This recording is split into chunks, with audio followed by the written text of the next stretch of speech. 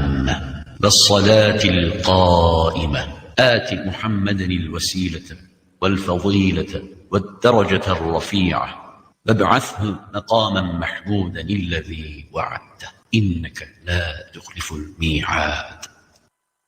Would you like to sponsor the Azan? If so, give us a call on 01582 481 810 or email us on info@inspirefm.org.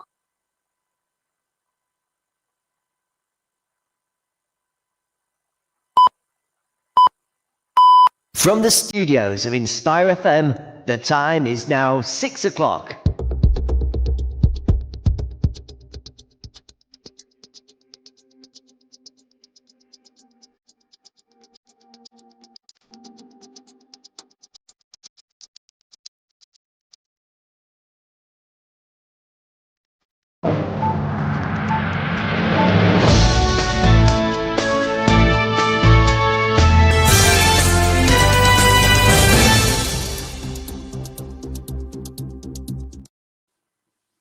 Assalamu alaikum. Welcome to another edition of Friday Night Live on Friday, the 10th of January, 2025. It's a brand new year, and we're in for a brand new series of Friday Night Live. I'm your host, Abdul Akbar, joined in the studio by Zafar Iqbal Saab. Assalamu alaikum, Zafar Saab. A happy new year to you. Jazakallah khair. Happy New Year to you. How's your new year been so far? Alhamdulillah, busy, like 2024. I know, busy, it's just one of those busy times. I'm one of those people that didn't set a New Year's resolution because I always end up breaking it, but it's always good to start on a high, I guess.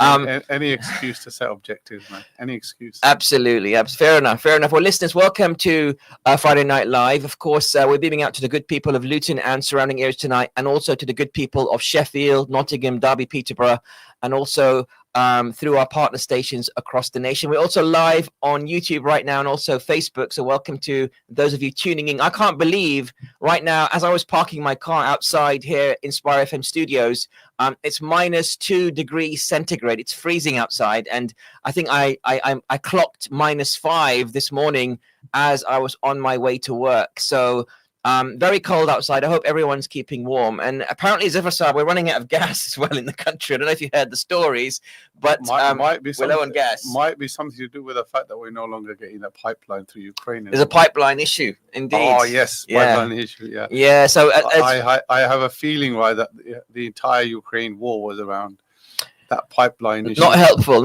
Hopefully, one positive thing that might come from Donald Trump being inaugurated next month is a summit between him and Vladimir Putin, and maybe then we may see some stability in the Ukrainian region, albeit at the expense of Ukrainian land, which is probably going to be handed over to Russia, is my hypothesis. But let's see where that goes, and expect the unexpected, of course, with a Trump presidency. And talking about a Trump presidency, in fact, our first topic, which we'll be going straight onto in a moment, is actually on the grooming gang conversations and the child exploitation conversations that have been happening this week. And it started last weekend when Elon Musk, that world's richest nutcase, has been posting all sorts of rubbish and vile nonsense about politicians, talking about politicians being locked up, and basically suggesting, and I'm going to call it out, that mainly Muslims are responsible for grooming young white girls. And that's a very scary proposition. And we want to analyze that and really understand the facts. And to be honest, Saab, in terms of ethnicity and who has perpetrated these crimes on vulnerable children, I don't think we should dive too deeply into ethnicity anyway. At the end of the day, there have been crimes happening. Of course, the Rotherham situation, which I'm going to go into, definitely was perpetrated by a certain profile of Pakistani men. And anyone who tries to hide away from that is just hiding away from the truth, because we know that there was a clique of towns up north where there was a child exploitation happening, a grooming gang of mainly Pakistani men. But we have to also remember, when we read the reports, that a lot of the victims of that weren't just white girls. Many of them were. We have to be clear about that. Pakistani girls. That's unacceptable, whoever they were. Yeah, but a lot of them were also Asian girls as well. And I think a lot of the facts are being removed from that. And people like Stephen Yaxley Lennon also known as Tommy Robinson, has been jumping on the bandwagon. Of course, he's in prison right now, but that world's richest nutcase, Elon Musk, has been perpetrating things even more and, tweeting nonsense, and people are getting all riled up without knowing all the facts. And this is a real concern for community cohesion in the UK, because people who aren't educated on this topic, I'm not very educated on this topic. I mean, it only came to my attention when people talked about it on the news. And of course, Elon Musk put it on the radar again. I think it's good that we are talking about this. We shouldn't brush things like this under the carpet, because these are serious issues.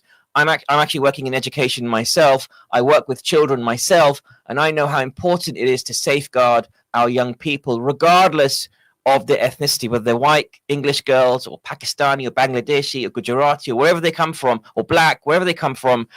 We need to take care of them and make sure they are safeguarded to the best of our abilities. Well, guess what? Two people who know a lot more about this subject than we certainly do in the studio. I'm delighted to welcome to the program Hayley Brown, who is the Chief Executive Officer of Link to Change, an independent charity providing intensive and therapeutic support to children, young people, and families affected by child exploitation. Hayley, good evening. Welcome to you. Good evening. Thank you for having me on. Thanks for joining us. And let me also welcome Tony Thompson. Nearly said Tony Robinson there. Tony Thompson, who's the chair of Churches Together in Luton and Co-Church of Faces, a joint Christian and Muslim charity working in the area of child sexual exploitation. Good evening, Tony. Welcome to you as well. Thank you very much. I'm glad you didn't call me Tony Robinson. Tommy Robinson. Yeah, absolutely. Yes, I want to distance myself very clearly from that. We all do. And you know what's interesting? The only person that doesn't is the world's richest man, Elon Musk. He wants to get to know him. He clearly doesn't know the facts, because Elon Musk is a smart individual. He has definitely moved a bit more to the right. That's up to him. That's his choice. He can say what he likes. But he is putting a lot of misinformation out there through his platform, and that's concerning. But let me go to you first of all, Hayley, about your response to all the rhetoric that you've heard, and also how important it is that we do talk about the subject of child exploitation. How significant is it in the UK? Well, I've now been working with exploitation for 15 years. Link to Change have been supporting child exploitation for over 20 years. And if I'm being honest, the situation just seems to escalate further and further because there's no action. And I guess in regards to my response, I've kind of sat back a little bit this week and see how things work and how things are unfolding and what everyone is saying. But I think that there is a lot of debate, there is a lot of conversation, a lot of it is very ill-informed.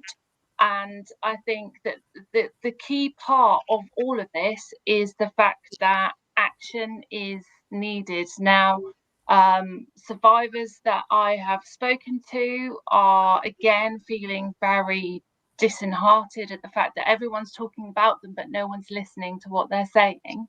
And it's about what actions are going to come forward from this debate, because we've had so many debates over the years and the debates happen, no action, and what we need is moving forward from it.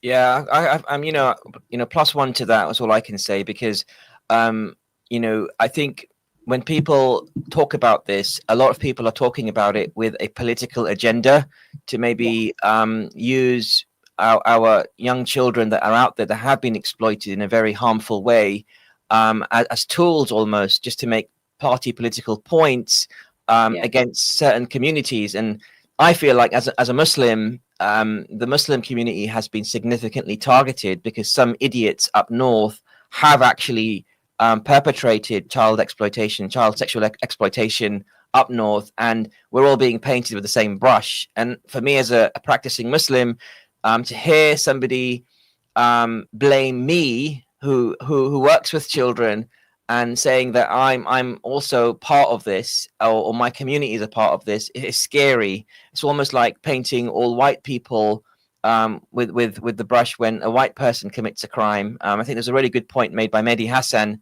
when he was speaking to Piers Morgan yesterday, where we know, the Christchurch killing happened by a white individual, and he actually had 4 Rotherham on his bullets when he fired those bullets in Christchurch in New Zealand, and he killed some 50 Muslims. He had 4 Rotherham written on his bullets, and it just shows how gross misinformation can lead to extremists on whichever spectrum they're on to perpetrate such horrible crimes against innocent individuals that completely abhor what's going on. But let me go to Tony Thompson. Tony, thanks for joining us as well. Your reactions, because I think some of this can be related to when members of the church clergy, for example, commit crimes, and everyone paints the church clergy with a certain brush and says, okay, well, if 1 or 2 or a few individuals have committed crimes like this, then maybe all of them are like that. And I can kind of relate to that with this child grooming situation that we're going through. But your reactions to what you've seen over the last few days? Well, I'm not an expert like Haley, although I am a very committed person in it, and particularly it's because the breadth of it all. And so hence myself as a Christian, I'm working with other Muslims, and we're all together abhorred of what happens. And this isn't a Christian thing or a Muslim thing. In fact, all of our religions, both Christian and Muslim, but others, there's nothing to do with our faith. If people were good Muslims, good Christians, they wouldn't be doing it. Our faiths actually say this is wrong. And I don't know of a single Muslim who isn't saying this is wrong. I don't know of a single Christian who's not saying this is wrong. But also what has been happening in the church and by Christians is wrong. And as people of faith, we need to stand together and say this isn't a faith issue, it's a human nature issue. Yeah, I would go, thanks for that, Tony. I would even go so far as to say it's not just wrong, it's evil. People who are perpetrating these crimes are evil, and they should be dealt with in the highest way possible, and in the most forceful way possible that the law allows for. Zofar, let me come to you, and before we go back to our guests, I do think that that there are people in the Muslim community that would want to kind of brush this under the carpet, so to say, especially up north, or wherever this is happening, where there's a whole sensitive thing, because I know that a lot of the Asian victims of those grooming gangs, if we can call them that, up north, were not coming forward for the inquiries that happened because of the stigma attached to being a part of this type of situation for Asian girls. And I think it's less stigmatized maybe amongst other communities. We can probably go back to Haley for that as well. I would love her thoughts on that in a moment. But your thoughts, Zofar, do we need to address something in the Muslim community? Like, do we have an issue a lot of the media outlets have been talking about Pakistanis, for example, Pakistani men, seeing white women or white girls, they're not even women yet, they're not even 18, you could argue, they're young girls, as easy flesh was in one report, in quotes, easy flesh. Do we have an issue that we need to deal with? Clearly, it's been reported up north, right, in Rotherham and a few other places that there is a problem. And I think from a Muslim community, I think there ought to be a lot more voices coming out and condemning it openly. Yes, you're right. Cases being reported within the community tend to be fewer, because I guess our community is still a little bit close knit, right? And there's that shame factor, right? About what is the next door neighbor going to say? What's my uncle going to say, etc., etc. So people don't report these things, but it's happening. It's happened to Asian women. It's happened to sort of Pakistani women. It's happened to many.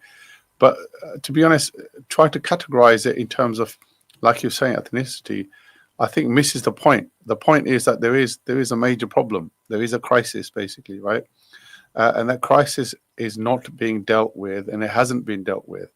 And I suspect it's not being dealt with.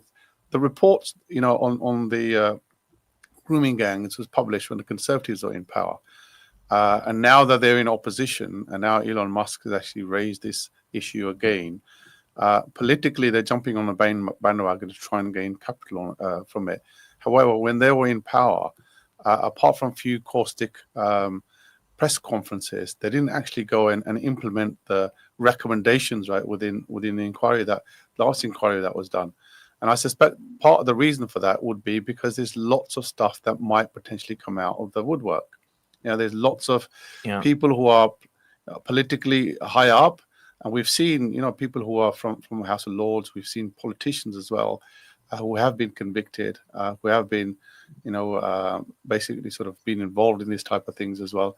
Not necessarily grooming gangs, because that's a specific thing that's been identified, in the case of the Rotherham cases, but child sexual exploitation, as Haley will tell you, comes in many shapes and forms. It comes in different ways, basically, how exploitation takes place, whether it's grooming gangs or whether it's by internet, whether it's, happening in institutions, etc. So I think there's a little bit of a fear that there's a lot that might come out of the woodwork, which may politically damage lots of people, and therefore they're trying to bury it and trying to point the finger at one community in order to try and quieten the noise, basically. And also point the finger at Keir Starmer. And I'm no fan of Keir Starmer. I think he's a highly uneloquent leader, and he is what he is, though. And I think there's definitely some political point scoring happening. Let's go back to Haley Brown for a moment. Haley, I would love your take and your expertise on the data surrounding this, and feel free to be honest and open here. Just because our audience may be primarily of a certain community, please feel free to speak to the data and evidence that you have as well, because I really want to get to the bottom of the fact that, is there an issue in the Muslim/Pakistani community with child sexual exploitation? And if there is, I think we need to address that head on and figure that out as a community and as a country as well.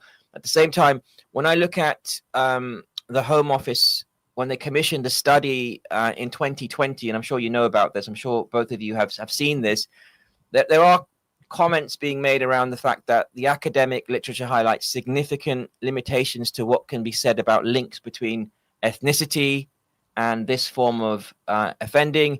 But it also says research has found that group-based child sexual exploitation offenders are mostly commonly white. Is that true? Do you agree with that? Not that we care, to be honest. At the end of the day, perpetrators are perpetrators, white, black. I know people want to make points, especially against minority groups, but I would love the evidence and just your experience. And finally, it also says some studies suggest an overrepresentation of Black and Asian offenders relative to the demographic of national population. So, Haley, your thoughts on this, and how do you process this when you look at child sexual exploitation in your realm of expertise? Yeah, so I think that we can acknowledge what's happened in the past. I think we can acknowledge what is happening now, but I think what we need to do is stick to the facts. And obviously in the independent inquiry to child sexual abuse, it's very clear that there is no data recording. And this is across the country as well. So we can't say, yes, it's one particular group, because it's not being recorded. True. Ethnicities up and down the country are not being recorded effectively. So therefore, we can't make judgment on what a perpetrator is, who a perpetrator is, what group they belong to, if there's no data there to kind of prove it. And actually, it's more than just kind of placing blame on one particular community itself. We need that data, because that data will allow us to look at patterns for perpetration. We can look at who is more vulnerable. We can look at who is being convicted. But actually, if there's nothing there, we can't move on from it. And I think in my experience, I've worked with a range of different communities up and down the country, and there's nothing clear there. Are the young people that we're supporting in Bedfordshire at the moment, it is across the board. It's not one particular ethnicity that is being targeted and being exploited. So you're seeing victims from Pakistani backgrounds, from white ethnic backgrounds, from African backgrounds. So you can't really put your finger on the pulse and say it's definitely coming. There's more coming from this versus that, etc. It's quite complicated, is what I'm hearing from you. It is very, very complicated. And that is something that we do look at. It's something that we monitor. It's something that we record. and there's no clear-cut example. I think what we need to stick to is the fact that this is happening to children, and it's happening to every single child. Every single child is vulnerable. With a number of 500,000 young people that are at risk and that are vulnerable to abuse. 1 in 20 children is about the numbers. And I don't think it's about placing blame. It's about, like I said before, it's about those actions where, what is happening? How are we going to make a difference? Because we keep having these conversations over and over again, and nothing seems to change. And those recommendations that were put in place were recommended for a reason. And it's about trying to keep our children safe. It's trying to make the world a better place. And whether something comes out of the data from the perpetrators, then that's when we look at, and that's when we address how we tackle this issue, if it is in particular communities or whether it is just an issue across the board. And right now, what I would say is it's an issue across the board. Yeah, I hear you. Thanks for sharing that. And one more question for you, Hayley, before I go to Tony again. We saw a vote happen in Parliament just earlier this week, where MPs were voting whether or not they're in favour of a national child grooming inquiry. What are your thoughts on the fact that the majority Labour government, obviously the Labour government and the majority Labour Parliament, voted against a national grooming inquiry? Were you supportive of that approach, given your action-oriented approach to just wanting action now versus more inquiries? I think, if speaking from both my perspective and the young people that we work with and the survivors from the Changemakers group that I've had the opportunity to work alongside and hear, there's been so many inquiries. How many more inquiries do we need to do? And actually, the ICSA report, was a 7-year inquiry with a lot of work gone into it, and it's the same recommendations that come through time and time again.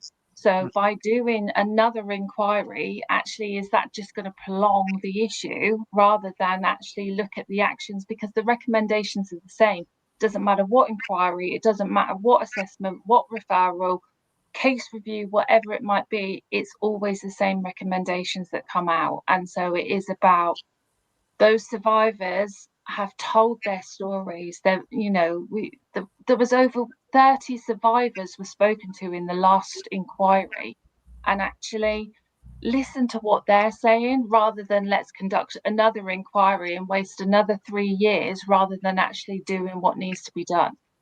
Absolutely. No, I concur with that, because it is time and money. I think like 100 million or something, some amazing figure like that was spent on the inquiry. Imagine that as well.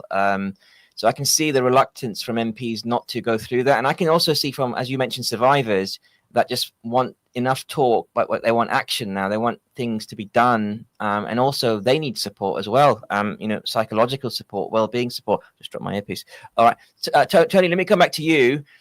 Thanks for waiting patiently there, Tony. And let me ask you specifically about Stephen Yaxley Lennon, also known as Tommy Robinson, because obviously his hate rhetoric continues to resonate, even though he's in prison right now. There's people like Elon Musk giving him a platform, and it's actually quite scary for peace and cohesion in this country, especially with the vast majority of people from a Muslim background just want to, pay their bills, stay warm in the winter, and take their kids to school and all the normal things that everybody else does. We're not aliens. We're just, we're British. We're part of the country, and the vast 99.99999% of us want to make sure that keeps happening, and the country itself is successful, right? We shouldn't have to say that, because we shouldn't have to call that out.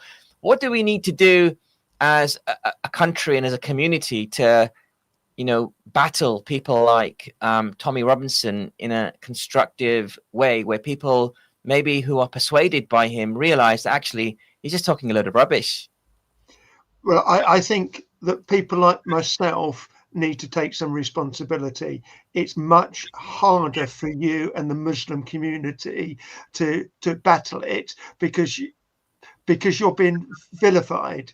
And so I think that the normal, considered white members of our society need to speak truth and speak to other colleagues and friends of ours who may be suckered into the lies that are being said.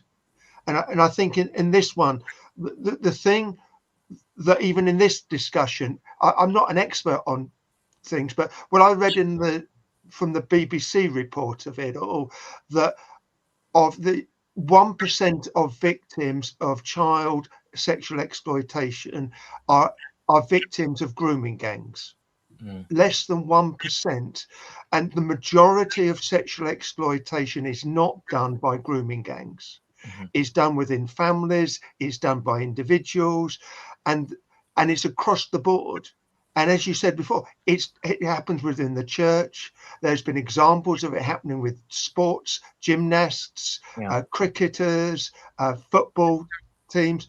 And the danger of all of this focus on grooming gangs seeking to attack Muslims or Pakistanis or an ethnicity, it causes people to think that it's only their kids are only vulnerable to grooming gangs. Absolutely. Listen, Tony, we need to leave it there. Fantastic points from both of you. I'm very grateful for your time this evening. Of course, please do stay warm. But Hayley Brown from Link to Change, and also Tony Thompson, who's a chair of Churches Together in Luton and co-chair of Faces. Thank you so much for joining us. Take care of yourselves. Thank you. Listeners, this is Friday Night Live. We'll be right back after these messages. Don't go away.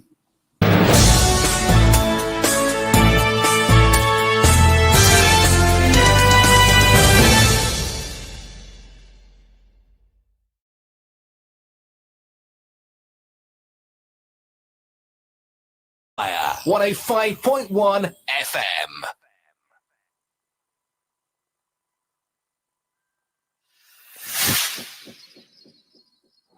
السلام عليكم ورحمة الله وبركاته وبسم الله قال النبي صلى الله عليه وسلم خيركم من تعلم القرآن وعلمه. That the best of you are those who learn the Quran and teach it.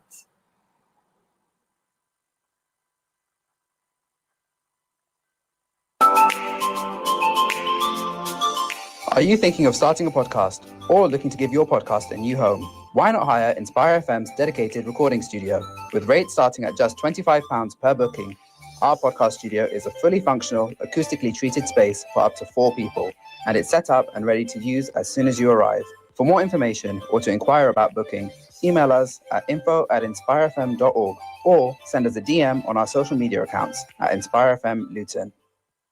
Why do Tops Pizza deliver the top pizzas in Luton and Dunstable? For a start, all the toppings are 100% halal and Tops use fresh dough every day. Then there's the cheese, the highest quality available. And when it comes to food preparation, cleanliness is taken as part of our faith. So that just leaves the taste, choice and great offers, including buy one, get one free on all medium, large and extra large pizzas. Tops Pizzas, Wellington Street, LU1 5AA. Order online, topspizza.com or via Just Eat. Download our app or call 01582 72 5000. For expert legal advice and support, talk with Luton's leading solicitors, Hannah Solicitors. We specialise in conveyancing, wills and probate, family law, immigration and personal injury, legal matters that matter to you. Our experienced legal team are here to help you through every step of the way. Call 01582 329 069. That's 01582 329 069 or click on hannahsolicitors.co.uk. Hannah Solicitors, professional advice with a tailored approach. Biscot Pharmacy, your one-stop health and beauty pharmacy in Luton. Stockist of over 8,000 health and beauty products. At Biscot Pharmacy, we offer a range of services, including health advice and repeat prescriptions for collection and delivery to your home. We also offer a Hajj and Umrah vaccination. Come in and see us and ask about our stop smoking service. We're open 7 days a week till late, including bank holidays. Biscot Pharmacy, 157A Biscot Road, Luton. Call 457709. Every day, millions of people face life-threatening challenges. War, disaster, hunger.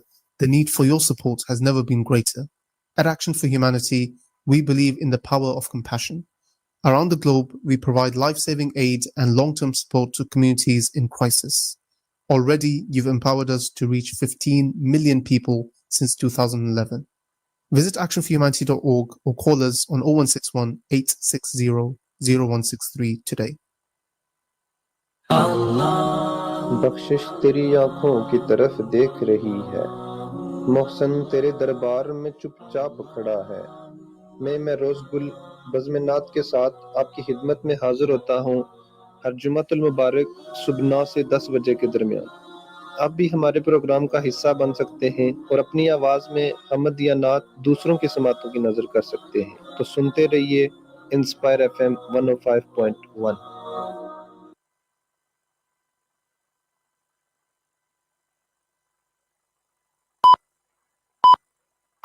From the studios of Inspire FM, the time is now 6:30.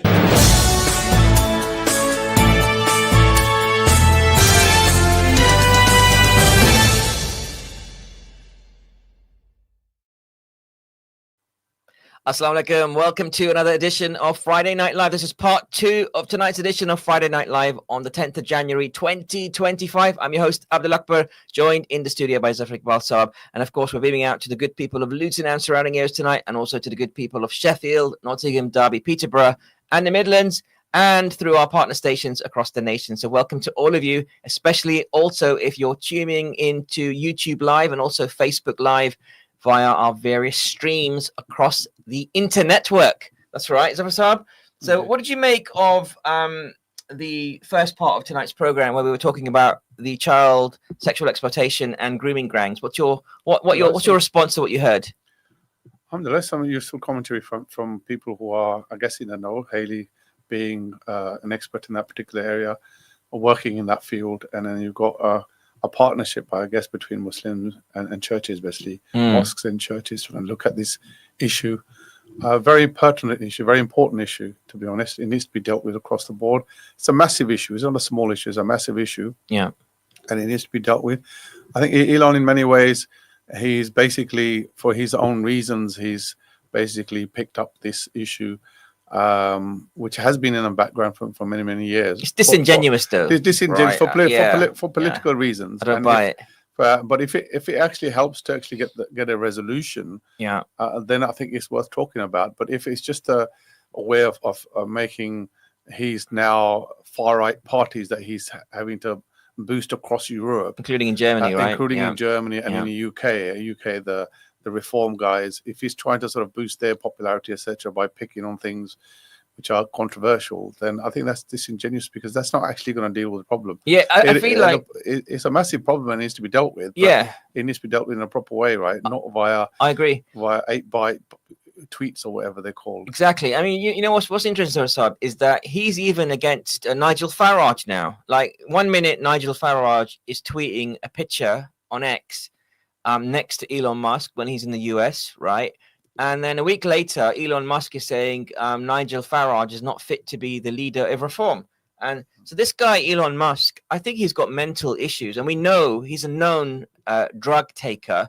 Now, regardless of that, what's scary is that, he is the world's richest man. He's got the world's most proliferant platform that's out there, X, which people use to communicate, which all companies use to communicate. Most companies use to formally tweet now on X, and that's interesting because he's got this massive forum and podium where whatever he says, people are going to take notice, even if it's rubbish.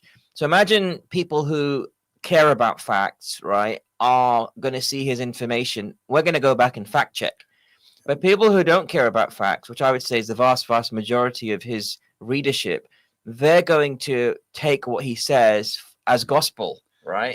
There's two dangers here, right? Because you've got X or Twitter as a platform was designed to have short bursts of messages, basically, right? They've got limited capacity. So in many ways, right, you lose context. You can only post headlines or some comment about a subject, etc., and then you're relying on people for themselves or their own knowledge to bring the context in. And a lot of the times that you lose the details, and I think that's what the problem is. You lose the details, and you jump on the headlines and you act on the headlines. Yeah, and that's very, very dangerous. And the other thing is, you're right. Elon is is a wealthy man, and he's beginning to sort of formulate or get into a political sort of realm, and that could be dangerous for many countries, to be honest, right? I think already, Trump is talking about invading and taking over Greenland. Come on, like what's going on there? And he's also taking over the Panama Canal and all sorts of different things. Peacefully. He did say he's not going to start a war. He did it peacefully. I mean, Trump is a property developer, isn't it? So Greenland is a lot of space. You can build a lot of things. Yeah, it's crazy. In Greenland, I guess. Anyway, a lot of golf courses, I guess, you can build up there. All right, so I want to ask you about the New Year's. We're going to go into our next topic now. And we're asking the question if New Year's resolutions actually work. So is it worth setting up a New Year's resolution? So Saab, did you set up a New Year's resolution for yourself? I didn't. I didn't. You didn't? I didn't. No, I'm sorry. Good. I didn't. But then again, I think it's a good idea, to be honest. Yeah. Really, it is a good idea. You reckon it is a good idea? I think it's a good idea. All right. Well, listen, I want to speak to somebody we've got on the line who knows a lot more about this. He's a certified high performance coach, and that's Tushar Imdad. Assalamu alaikum, Tushar. How are you doing? Wa alaikum salam wa rahmatullah. It's an honor to be here. Thank you for inviting me. Honor to have you on this program on Friday Night Live. And let me just tell the viewers about yourself. So you're a certified high performance coach. You're a course creator and also thought leader in Islamic time management. Sounds awesome. And you're also the creator of the world-class Vista Time Mastery System, which alongside lots of other courses that you've delivered and developed, you've been inspired by thousands of professionals and entrepreneurs, helping them achieve success. So Tushar, we're delighted to have you on this program. So let me put that question to you, if I may, which is, obviously we're on the 10th of January right now, so we're already 10 days into the new year. But do New Year's resolutions really work? And what's your guidance and inspiration for our viewers and listeners who may be thinking, you know what, I'm finding it a bit difficult to manage my time. I procrastinate a lot. I set up a target and a task, but I don't really get to it. That kind of thing. So people just have given up, setting up targets altogether. What's your take on that? Sure. I mean, it's interesting. One of the articles I recently published, which we can share in the comments later, is 10 reasons why not to set New Year's resolutions. That gives you a bit of perspective. But to be honest, it's a nuanced question, right? Because it depends, right? As some of these complex situations, the reality is that it depends on many factors. Now, is it a sunnah? No, right? It's not the new year. Is, as you know, it's a Gregorian New Year. It's not the Islamic New Year. So one of my colleagues and mentors, really, a productive Muslim, Muhammad Faris, he's done a whole campaign called Go Hijri, right? And he advocates that as Muslims, we should be following the Islamic calendar. So it's a strong argument, so that we should be setting what he calls annual intentions in Muharram, which is actually the start of our new year, right? So we've already missed that, right? That was a few. So you could argue that we've missed the time to set our New Year's resolutions, right? Yeah, but having said that, as long as we don't, believe that it's a sunnah or it's important or it's necessary to, there's no harm in setting resolutions in January. The question is it effective or not, right? So now, if you look at it, there are quite a few things which make New Year's resolutions ineffective. Right? I'll just give you a few highlights from my article, and I give 10 reasons in detail for the readers who want to go into it. But some of the kind of practical reasons why is, one is that resolutions, the way we tend to set resolutions tends to be a bit vague, right? Like, I will lose weight this year, right? Or I'm going to set up a business, right? Or you say, I'm going to be a better Muslim. Right now, the problem with goals like that, and this is a principle of time management, if you set vague goals, you get vague results, right? And a very simple kind of remedy of that is something which we probably heard from school and college, is setting SMART goals, right? It doesn't sound very exciting, but it works. The evidence is there, a specific, measurable, action oriented, time specific, etc. Right? So in other words, something which is discrete, which has a deadline. So if you say something like, in 2025, I want to lose 10 kg by December the 31st, right? So you set that, and then you work towards it and say, okay, so that's by December. So my goal for January, divide 10 kg by 10 months roughly. I'm going to lose 1 kg in this month. now that's a good resolution, right? So it's not really about resolutions, it's about setting goals. And to set goals, they have to be well planned, they have to be well executed, they have to follow the proven format of how goals should be set. So that's one aspect, right? So it's not Let that me they're just bad ask in you about that. themselves. Tushar, if I may, sorry to interrupt you, but really quickly, that makes a lot of sense. So make sure your goals are SMART, and that totally makes sense. I always remember SMART as specific, measurable, action-oriented, realistic, and time-bound, right? So those are kind of like the 5 words. But when it comes to sticking to those goals, how do you actually stick to it? Because some people they may set up the goal, like me, and then you realize, actually, I'm not hitting those targets. What do you do to navigate that kind of situation? Yeah, I mean, it's not easy, right? And so part of it is that we tend to, what I find with my clients, and this is exactly what the bread and butter of my work is to help my clients achieve their goals. And one of the reasons can be procrastination. One of the reasons can be overwhelm. And what I'd say, one of the most common things, especially, I'm guessing many of your audience are, busy Muslim professionals, right? And so what tends to happen is that we tend to kind of be over ambitious and set lots and lots of goals. So we have a goal for health, we have a goal for deen, right? And what I recommend to my clients is, like, for the year, have one area of your life. This is what I do personally. Have one area of your life which you recognize that, you know what, this area of life, no matter what happens anywhere else in my life, I'm going to level up in this area.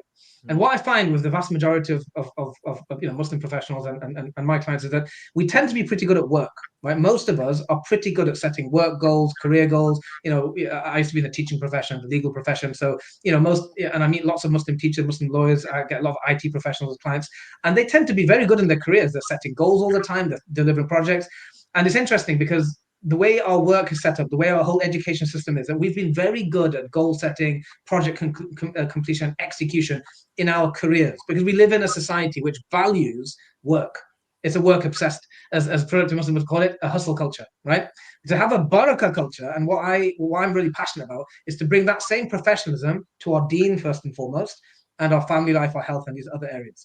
And so one of the ways to do that practically is to say, is to reflect on your last year and maybe even your few years. And what I did for myself personally is that I recognize, okay, you know what, 2021 was a great year for business. 2022, I leveled up in my marriage. 2023, I really worked on my investments or finance, for example. Right? And I recognize that, well, you know what, I've not worked on my deen for a while, like systematically. So I made, for me personally, last year, 2024, that deen was going to be my big focus. I want to level up in that, right? So I would recommend all your listeners, just analyze. And this is a good thing to do, by the way, at the end of the year. It's like, it is an actual time of reflection. And also 2025, like, look at that number, quarter of a century. Who is not affected by that, right? Just like 2020, the COVID year, that was a special year. We all remember what we did in 2020. COVID made it more memorable. But I think in 10 years' time, we're probably all going to remember what we did in 2025. So for that reason, it's actually, I do think it is a good time to reflect. Okay, how was my last year? How's been my last 5 years? What area of life? Just pick one. Once you pick that one area of life, then give yourself a SMART goal in that. And honestly, if your listeners get nothing from this interview apart from this one thing, they will improve hugely. Focus on this one goal, because you're going to do everything else anyway. You're still going to improve in your work. You're still going to do your family work. But the secret to getting ahead is picking even just one thing. And by the way, I can cite whole books. There's actually a whole book which was a bestseller in 2018, #1 business book around. It's called the One Thing, right? It's a business book. There's another one called The Power of Focus by Leo Babauta, who's a #1 Zen Habits, right? And these books, they all say the same thing: pick one area, just one. Focus, have massive focus on that. Makes sense. And just make and then you have the focus, and you're able to actually practically do that. So be less ambitious, focus on one thing, and have that laser focus, so you really improve. I love those words. So laser focus and be less ambitious. Trying to do too many things at once, you end up doing nothing at all. And that's a really important bit of advice. To just stay there. Let me go to Zafar Saab. Zafar Saab, your reactions, because Zafar Saab, you've been around for several decades, mashallah. And so life is six maybe. Life is also, experience is also a great thing, which I value a lot. So when I used to direct and manage large groups of people, I would also always go to the most experienced people with the years of experience behind them and say, what would you do in this situation? Because your counsel can be quite useful as well. Life experience. What's your take? Indeed. Going back, I guess, if you want me to share some of my experience. Oh, here we go now. During the war. During the war. Go on, yeah. Once upon a time. Yeah. So recently, this is very recent, last year. I had to, for health reasons, reduce my weight, right? And I went onto a program, and I set myself a weight loss target. Great, yeah. And basically, to achieve it, I had to do certain things to do that. This is based on guidance I was getting basically from this program I was on. So I had to reduce, carbohydrates and. You basically had to stop all the rotis and all the saturated fats. Well, yeah, I only made a minor change. I have to say, very right? minor change, right? Yeah. I stopped drinking tea, right, instead of 3 times a day or whatever, to maybe twice a day. Okay. With no sugar, basically, right? Reduce sugar. I reduced roti. Yeah. So down to 1 roti in the evening and nothing at lunchtime, and I managed to reach my target. That's amazing. Within the 12-month program that I was on, basically. Fantastic. Yeah. The diabetes program I was on. So it's achievable, right? Because the reason it was achieved. That's what I was going to ask you. Yeah. Right, was because, and this is a critical thing, right? Because how do you measure success? How do you measure that you're actually achieving your target? And that's the critical thing. And I found, right, that a lot of people get disheartened, right, because when they're on a weight loss program, they measure themselves at different times of the day. Yeah. Right? And they realize in the morning, right, they are one way. You're lighter in the morning. Afternoon, you are another. Yeah. And in the evening, you're another. So if they do randomly weigh themselves, right, they get disheartened and think, oh, this is not happening. Yeah. But if you stick yourself, right, to rigidly one particular time that, and one particular set of clothing, basically, you weigh yourself, then you tie down other variables. And that way, over the days and weeks, you can measure whether your diet is effective or not. And I found it was effective. That's good. And how did you motivate yourself? Was the motivator that the doctor told you, listen, if you don't sort yourself out, you're not going to survive beyond your 60s or 70s? It's a diabetes program, to be honest. Yeah. But you know what? A lot of people listening, watching right now will resonate with diabetes because, let's face it, we have a problem in the Asian culture, right? It's in our blood. It's in our DNA that we are more roti, but we're more predisposed to saturated fats. It's just maybe in our diet. It could be. I think it's also in our DNA as well. We're more inclined to get diabetic. I mean, my mum was also a type 2 diabetic, and I know lots of people in the family who are type 2 diabetic. I know that I'm getting close to pre-diabetes, right? So I've also started watching my weight as well. And for me, the motivation was a kick up the backside from a doctor who showed me the numbers. When I saw the numbers, I thought, damn, I better sort this out. I better sort my diet out, but watch what I eat. Same here. Yeah, and that was my motivation. Let's go back to Tushar on the line. He's a certified high-performance coach. I definitely need Tushar's help. But Tushar, so Zafar Saab and I, our kick up the backside was when we saw the numbers on the blood test results saying, listen, you're dangerously close to being diabetic. And then we did something about it. Do you find that's typical of your clients where they see some data or a scare and then they take action? Because a lot of us are quite reactive. We're not very proactive in these things. What are your thoughts on that? Yeah, that's a really good question. And it was very interesting hearing Zafar's story. And one reflection I had from that, which is interesting, is that it's interesting that he was on a program, right? A 12-month program. And I myself, when I've wanted to lose weight, for example, by hiring a trainer, right, or a coach, or going on a program. And it's interesting. Just before this call, I had a client call who was pre-diabetic and was not having motivation to exercise. So I actually just answered this question just before. So I'll share some of that. And one of the things I said to her is that you need to be in an environment. And this lady was a little bit older, and an Asian lady. And as you know, there's a book I want to recommend to all your listeners and to you guys. You might not have heard of it. It's called The South Asian Health Solution. Something I recommend to all my clients. But most of my clients are Asian Muslims. And this is one of the only professional books, like a kind of popular book written specifically for the South Asian market. And you might have heard of Mark Sisson of Mark Daily Apple. He's a fitness influencer. He did one of the testimonials for the book.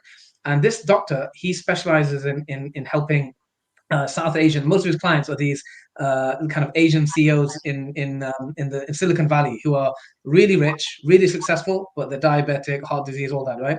And it's a really great book because he really understands our culture, right? And for example, the fact that, like, you know, when our elders get older, you know, and we're, you know, especially with the women, it's like, oh no, don't do anything, sit down, right? And that's actually half the problem, right? And he gives Indian examples, like he gives this acronym carbs to help you, right? Chapati, aloo, rice, bread, sweets, right? Reduce all these, right? So it's a fantastic book, and you know, so I recommend that. But back to your question. So one is you have to be in the environment, in an environment which is going to inspire you to change, right? And that's one of the reasons why coaching and program works, is that you're surrounded by people who have a mindset that they want to change. The problem is sometimes you often find, you know, people who smoke, they hang around with smokers.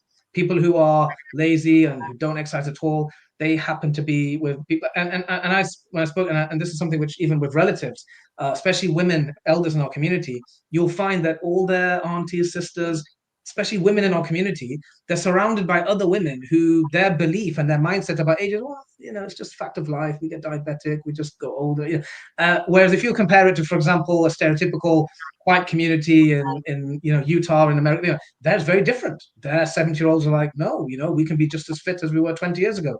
And so nowadays, the way to find that environment, you've got to seek it maybe either online or at a local gym. Alhamdulillah, that we have those resources. So I would say, you know, to kind of find an environment which can inspire you.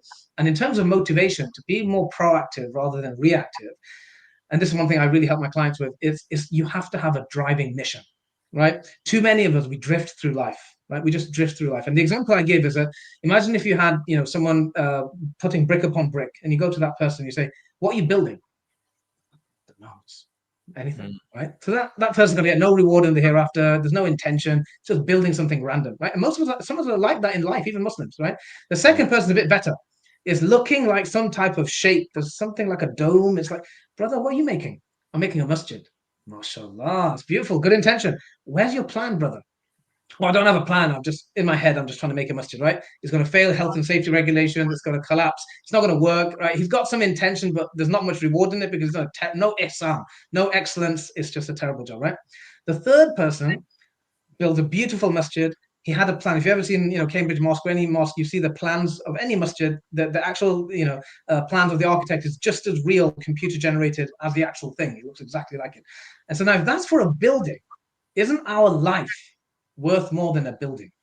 Absolutely. And therefore, what I recommend all your viewers and everyone is like, have a plan for your life. If you don't know where you're going, how on earth are you going to get there? So and this is what we call a mission, having a mission. I actually help my clients construct a detailed, you know, there's a lot of hours of work into it, a real mission statement. I have a mission statement pinned to my browser, printed.